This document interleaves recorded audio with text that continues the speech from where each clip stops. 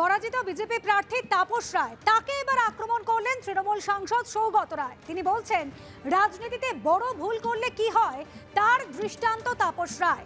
হঠাৎ তৃণমূল ছাড়লো কেন? অনেক লোকের বাড়িতেই তো তল্লাশি হয়েছে। তাপস রায় নিজেকে পার্টির ঊর্ধ্বে ভাবছিলেন। বরানগরে তাপস রায় ছিলেন ধমক দেওয়ার বিধায়ক, সায়ন্তিকা হচ্ছে ভালোবাসার বিধায়ক। তাপস সবসময় মিটিং ডেকে ধমক দিত। মুচিপাড়ার এক মস্তানকে এনে বরানগরে প্রার্থী করেছিল। নাম না করে সজল ঘোষকেও কটাক্ষ করলেন তৃণমূল সাংসদ।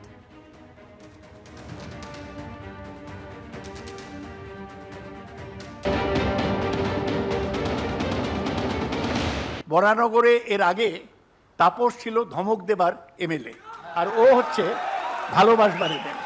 ও কাউকে ধমক দেয় না। তারপরে এটা কি করছে? তাপস সব সময় আমি দেখতাম মিটিং ডেকে সবাইকে একবার করে ধমক দিল। এটা এমএলএর কাজ নয়। আমি কোনোদিন কাউকে ধমক দিই না। কেন ধমক দেবে? এরা সব পার্টির কর্মী, কেউ ভুল করতে পারে, তাকে ডেকে আমি বলবো। কিন্তু সব সময় একটা ভয় যায়, তুমি এরকম করেছো কেন? এটা করলে কেউ পার্টি করবে না। আমাদের কেউ পার্টির এমপ্লয়ি নয়, পার্টির কর্মী নয়, কেউ মাইনে করা কর্মচারী নয়। সবাই আসে পার্টিতে ভালোবেসে এবং মমতা ব্যানার্জিকে দেখে আসে।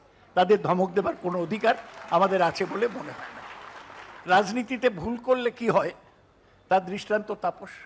ভালো ছিল, খাচ্ছিল, তাঁতি তাঁত বুনে, কাল হলো তার এঁড়ে গরু কিনে। হঠাৎ ছাড়লো কেন? ওকে কে বলেছে? আমরা বলেছি যে তুমি ছেড়ে দাও। অনেকে কেঁদেছে, তাপসদা যেও না যেও না, অনেকে কেঁদেছে, কিন্তু আমরা তো বলিনি ওকে ছাড়তে। রেড অনেক লোকের হয়েছে, আমি সেটা নাম করে বলতে চাই না। কেউ পার্টি ছাড়েনি, ও পার্টি ছেড়ে দিল। ও ভেবেছিল ও পার্টির চেয়ে বড়। আর কোথার থেকে একটা মুচিপাড়া থেকে একটা মস্তানকে নিয়ে এলো, ভাবলো ওর ইনফ্লুয়েন্স এখান থেকে জিতে যাবে।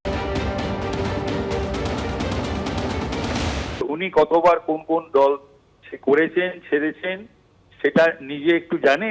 ব্যাপারটা হচ্ছে ওনার সঙ্গে বয়সের তফাৎ। আজকে যারা বরানগরে বা দমদমে যারা তৃণমূল করে তারা তো ওর প্রায় নাতি নাতনির বয়সী, তো সুতরাং সেটা তারা জানবে না, সেটা তারা বুঝবে না। উনি যে 3 মাসের জন্য ডেপুটি মিনিস্টার হয়েছিলেন চরণ সিং মন্ত্রিসভায়, উনি কংগ্রেস, কংগ্রেস, কংগ্রেস, কত কংগ্রেস করেছিলেন, এবং তিনি ওকে আটকে ছিলাম তো আমি আর 2-1 জন মিলে। ও তো তৃণমূল ছেড়ে তো চলে যেতে ছিল। কোনো সিদ্ধান্ত নেওয়ার জন্য একটা ধকের দরকার থাকে, তো ওনার সেটা নেই। আর এই ধমক দিতে গেলে নিজেকে কিন্তু আমি এর বেশি আর কিছু আজকে বলবো না। এরপরে যদি সৌগত রায় কোনো ধরনের কথা বলেন তাহলে পরে আমি বাধ্য হব, আই রিপিট, আমি বাধ্য হব কিন্তু আমি ওনার সম্বন্ধে যেগুলো বলার নয় বা মানুষ জানে না সেই কথাগুলো বলতে। আমি আমার রাজনৈতিক সিদ্ধান্ত নিয়েছি। যাদের বাড়িতে ইডি রেড হয়েছে তারা ইডি রেড হওয়ার কাজ করেছে। আমার বাড়িতে ইডি রেড হয়েছে কেন? উনি তো বলেছিলেন যে এটা একটা ফিশিং এক্সপিডিশন। কত রকমের কথা বলেন উনি।